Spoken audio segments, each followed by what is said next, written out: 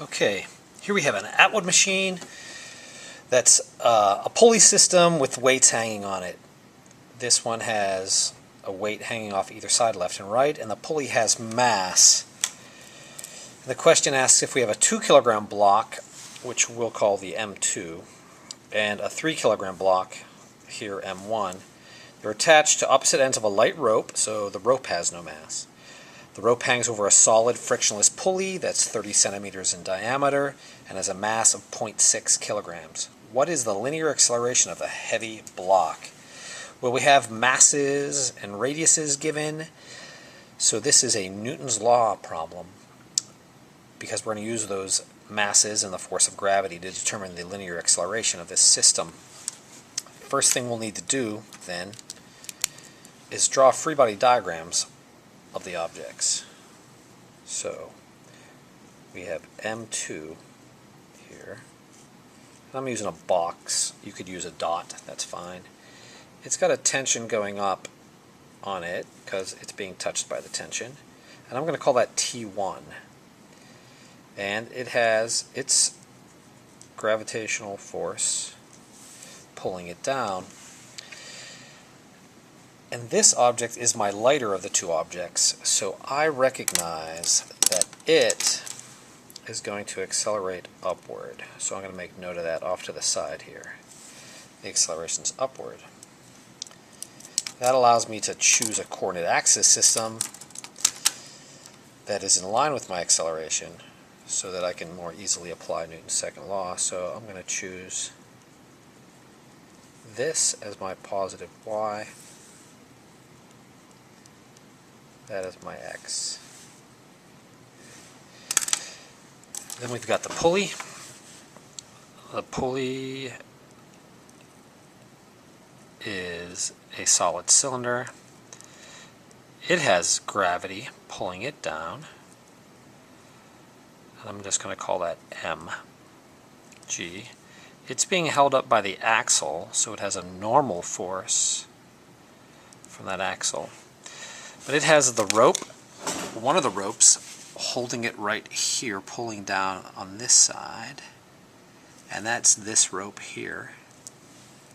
And that is the same as the rope pulling up on block 2, so that's going to be the same tension since this rope has negligible mass.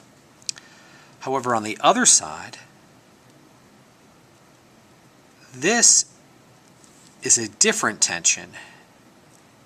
Since this cylinder, this disc, this pulley has mass, it has a resistance to rotating. In order for it to rotate, it's got to have, or to accelerate its rotational rate, it's got to have more torque on one side than the other. So one of these tensions has to be greater, and it is going to be T2 that has to be bigger. But is that all the forces? Yes, that's all the forces acting on it.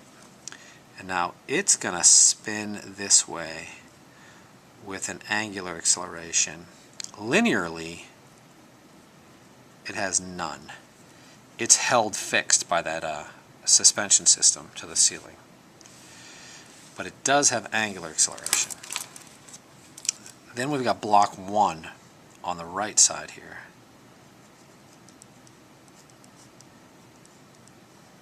It again has gravity pulling it down. M1G. It's got the rope pulling it up here, and that is the same section of rope that is acting on the right side of the pulley, which I already labeled as T2, and that's T2. Now that object, it's going to accelerate down because it's the heavier one. It has more mass, 3 kilograms, so it's going to win that battle of who falls. So that axis,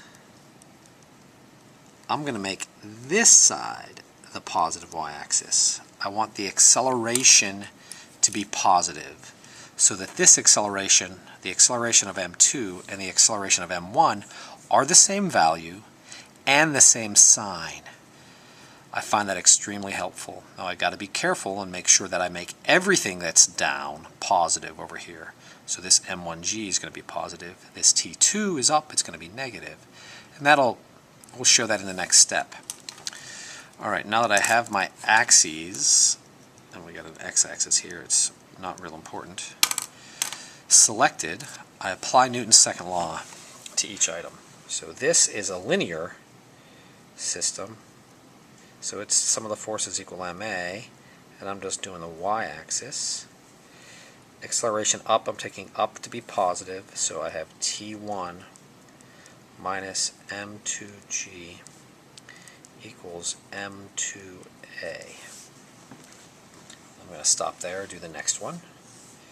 In this case, this system is a rotational system. It's the sum of the torques equal I alpha. I have positive is clockwise, so that it matches all the accelerations.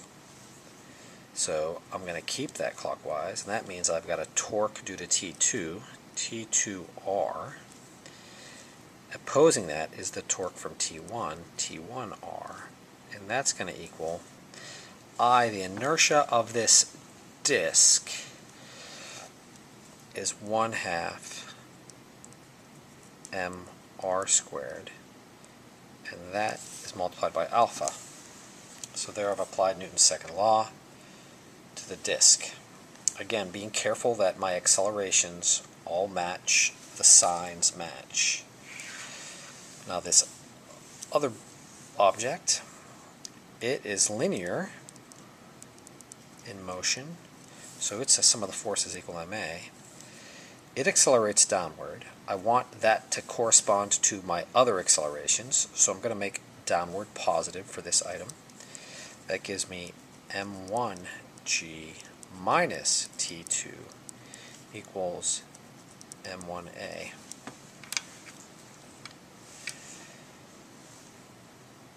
And now we have to solve for that linear acceleration. I do notice I have a linear acceleration, an angular acceleration, a linear acceleration. So I'm going to convert this to linear. Since this rope is going to slide along there, and I'm assuming it doesn't slip, and otherwise we have some trouble doing that, it has to be one that does not slip. If it doesn't slip, we know that the acceleration of the rope linearly will equal the angular acceleration of the pulley times the radius of the pulley. So I get that alpha equals a over r. And I'm going to take that value and plug it into there. And now I have T2r minus T1r is 1/2 mr squared. That's the inertia of the pulley times a over r. And a wonderful thing happens to these r's. This r reduces one of those from the squared, and I can divide everything else by an r, and all the r's vanish from there. They all reduce to 1. So rewriting that for clarity, T2 minus T1 equals 1/2 ma. And that's the mass of the pulley. That's a different mass, right, than the other ones. Okay, what I'm going to do now is I'm going to solve these two for t, then I'll substitute them into there, and I can solve for a. I could also just add these three equations in sequence, and they'll do the same thing for me. But let's do the substitution.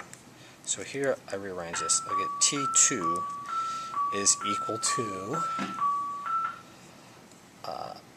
m1g minus m1a. Over here, I'll get that T1 is equal to m2a plus m2g.